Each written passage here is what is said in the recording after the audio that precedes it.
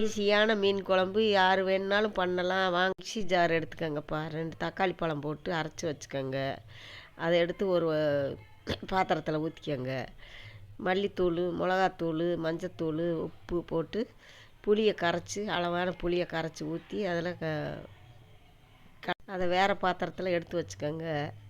வடச்சட்டியை வச்சு நல்லெண்ணெயை ஊற்றி கடுகு, வெந்தயம், கருவேப்பிலை, வெங்காயம், வெள்ளைப்பூண்டு போட்டு நல்லா பொரிஞ்ச பிறகு வெள்ளைப்பூடு வெங்காயத்தை நல்லா பொன்னிறமாக வதக்கிக்கோங்க.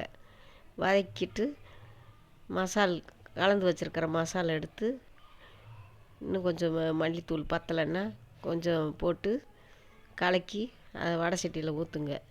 நல்லா கிளறி விட்டு கொதிக்க விடுங்க. கொதிக்க விட்டு கொஞ்சம் குழம்பு வற்றினோன்னே மீனை போடுங்க.